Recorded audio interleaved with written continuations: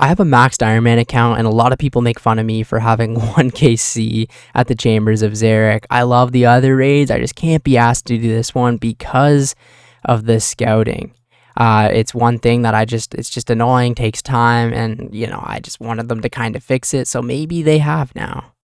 So scouting and scaling, unlike other raids, the Chambers of Xeric doesn't have a fixed layout. Instead, the raid instances are generated upon entry, giving players a variety of unique encounter combinations. As such, it's incredibly unlikely that you'll get the same route back to back, which keeps things fresh and lets players make meaningful choices. However, this system has its downsides. For example, some rooms are more mechanically demanding than others or require better gear. Players learning the content for the first time might have a couple of rooms they'd like to avoid while they get to grips with the other encounters, like the raid's final boss, the Great Ohm. At the opposite end of the spectrum, the most confident players might want to push for record-breaking completion times, but can't reliably scout a speedy layout. Improving the current scouting system presents some unique challenges too. Firstly, only the players at both extremes of the skill scale stand to benefit. We need to ensure the system meets their needs, as well as providing the players in the middle who aren't concerned about finding the perfect layout. Secondly, we already have a scouting system which generates layouts using a rotating system where one room must be followed by another according to a specific set of rules. This image from the old school RuneScape wiki illustrates the system nicely. So I really have no idea what's going here. So there's like one rotation, two rotations. I've only done like a couple in my life. Rewriting the generation system to ignore these rotations is not a simple task, although it will allow players to generate layouts they have never seen before. Lastly, allowing players to select their own layouts will lead to more consistently fast raid completions over time, which could significantly impact the raid's profitability when uniques start entering the game at an increased rate. Yeah, I heard some people were saying Twisted Bows are going to drop like a ton if this comes out, because some people can complete these raids in like 20 minutes, 15 minutes if they've got like a good group. Imagine doing like 4 or 5 raids an hour. Get a purple every year and like every couple of hours, right? Since the poll, we've been hard at work considering all of the above points, and we think we've come up with a proposal that addresses all of them. Our proposal. In short, this is what we're proposing. Players can select the number of rooms in the raid between 5 and 8 to determine the size of the raid layout. Players can select specific layout based on their selected size. Is this going to be like kind of scaling similar to like dungeoneering? It kind of reminds me of. Players can select specific encounters to fill each room in the layout. These are irrespective of pre-existing rotations. In other words, you'll be able to fully customize your raid. So players also have the option to pick a pre-defined static layout. We're exploring a more beginner-friendly layout initially. That's awesome. There's also the potential to add a competition layout, which would let speedrunners compete fairly with one another, so that people could complete on a different fixed layout. Although this feature is low priority at the moment. So players are shown the cost of the raid. So 500,000 GP for a fully custom raid, a reduced fee for a pre-defined beginner-friendly raid layout, which would exclude, I'm not even going to try and pronounce these, all of those 4 bosses, the most frequently skipped encounters. Additional costs for scaling. One additional player costs 100,000 GP, a second costs an additional 99,000 GP, a third will cost 98,000, and so on.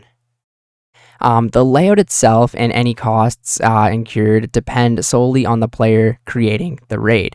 If you're raiding in a group, one player will be responsible for setting up the layouts and paying the cost, though you could always agree to split this cost between yourselves beforehand. It's kind of interesting how they're doing that, where one person pays, but whatever. All these settings will be stored on your character, so if you'd like to repeat the previous layout, then you'll be able to do so at one click of a button. Let's see how this might work in detail. Say you pick 5 rooms and a layout containing 4 combat rooms and 1 puzzle room. From here, you can populate those combat and puzzle rooms however you like, as long as you can cough up the 500,000 GP for the privilege. Although this is a fully custom system, some existing rules will still be in effect. You must have at least 5 rooms in the raid, and at least 1 room must be a puzzle room. There can be no duplicate combat rooms, and in smaller layouts, there can be no duplicate puzzle rooms either. At least 1 scavenger and 1 farming room are placed on the map automatically, regardless of the layout you've chosen. So why 500,000 GP? While we're not married to the specific value, we think this is a decent ballpark, and we have the maths explain the figure a little. According to the old school RuneScape wiki, every 1,000 points earned inside the Chambers of Xeric amounts to 96,000 GP from unique drops and 14,000 GP from common drops, totaling 110,000 GP. Conservatively, the average number of points earned in an unscaled solo raid is around 30,000, amounting to 3.3 million GP worth of loot made up of 420,000 from common drops and 2.8 mil from uniques. The number of points earned in other scales varies heavily. Duos often average around 40,000 points, trios in regions of 50 to 60,000 points, depending on the layout, of course. Solos make for a useful comparison, since you'd be incurring the full cost of a fully custom layout entirely on your own. At 500,000 GP per layout, even if you never see a unique item, we've all been there. On average, you'll still make back over 80% of your upfront cost from common drops alone. Once you factor in uniques, you'll still be making a tidy sum from each completed raid. So that's interesting. You're going to make 80% of your upfront cost just from the common drops. I like that a lot.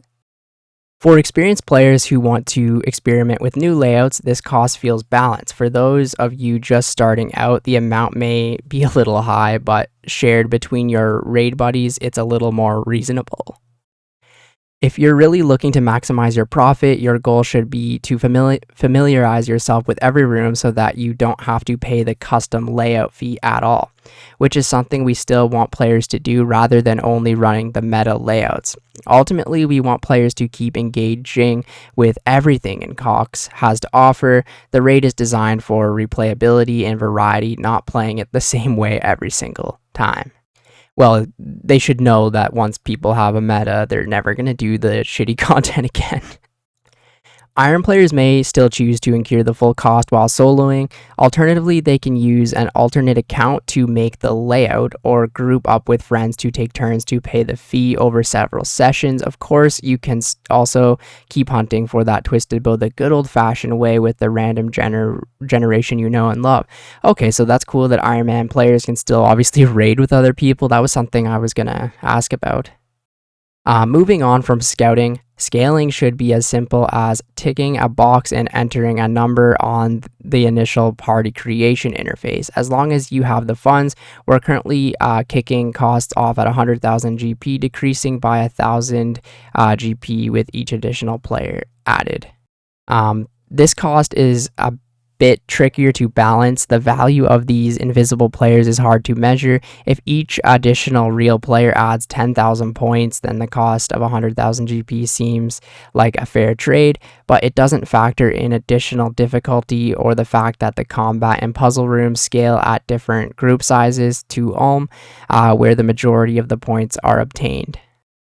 Additionally, there's a cost of having an alt account to set up the layout in the first place in the current implementation, and whether or not this might work out cheaper than the costs we've outlined here.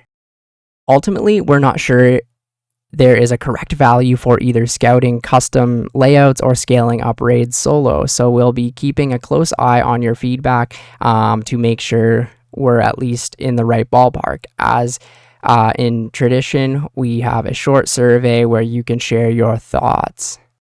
Jesus Christ, this looks like a freaking lecture, so I guess we just click start now. Oh God. How do you feel about our proposal for scouting changes on the whole, as outlined in this blog? I personally really like it. How do you feel about being able to select the number of rooms? That's another positive in my opinion. How do you feel about being able to select specific layout based on the size of the raid? For example, in a 5-room, you'd be able to choose either 4 combat plus 1 puzzle. Yeah, that's obviously good as well. How do you feel about being able to select predefined noob friendly? That's of course at a reduced fee. Yeah, I'm gonna probably be doing that myself because I don't know how to do this. How do you feel about custom layouts requiring an upfront fee? I think it's obviously good for the game because if it was free, then why would anyone ever do like a regular one when you could just make it easier, right? So especially people wanting to speedrun. And for noobs, new players wanting to actually learn it, it could probably make it a little bit easier. Regardless of your previous response, do you believe that having some kind of upfront fee for scouting is necessary? Of course, yes, it's necessary. If it wasn't, then the price of all the items would just drop. Now, personally, it wouldn't affect me because I'm an Ironman, right? So, of course, it'd be nice if it was free, but for the actual health of the game, yes, it is necessary. How do you feel about the current 500,000 GP for custom layout? Well, if the way they were explaining it is you would still make about 80% back just with the common drops. I think it seems about right. If you think a different cost would be more suitable, please share it with us. Okay, I don't really know exactly. I think 500k probably seems reasonable, but who knows? Maybe that's a lot. How do you feel about being able to scale up raids using invisible players when? Oh yeah, that was pretty cool and interesting. I like that because that's gonna be good for higher end players, like using invisible players when creating the raid. Yeah. How do you feel about scaling requiring an upfront fee? I feel like it probably should, right? I'm just gonna like skip this question. I'll like it. Regardless of your previous response, do you believe that having some kind of upfront fee it's necessary, right? It has to be. How do you feel about the proposal of the values? This one was kind of like weird. So like 100,000 plus 199,000, blah blah blah. Like I'm just gonna skip that one because it's just weird. Why not just make it 100,000? It's weird that it's like going down a little bit here and there. I don't really know. If you think different costs, so I'm just gonna go next and submit, and there we go. Well, overall, I'm actually pretty excited for the update, right? It's something I've really been putting off, and it would be so cool to get something like Twisted Bow or Ancestral Armor or something like that on this account, but I just really didn't want to do all the scouting and scaling and all that shit, so at least they're gonna fix it, right? The scouting just seemed like an awful thing. I remember when I had to do the one for the diary task, I actually got like one of my friends to help me out with it because I just couldn't be asked to do it, and like 3 of us just completed a raid. It took like an hour because we were so inexperienced, but I needed it for the diary task. But if it's gonna be more accessible now, I would love to actually learn it and maybe go for the Twisted Bow. I think that could be so cool. But anyways, thank you guys so much for watching the video today, and I will catch you in the next one. See ya later.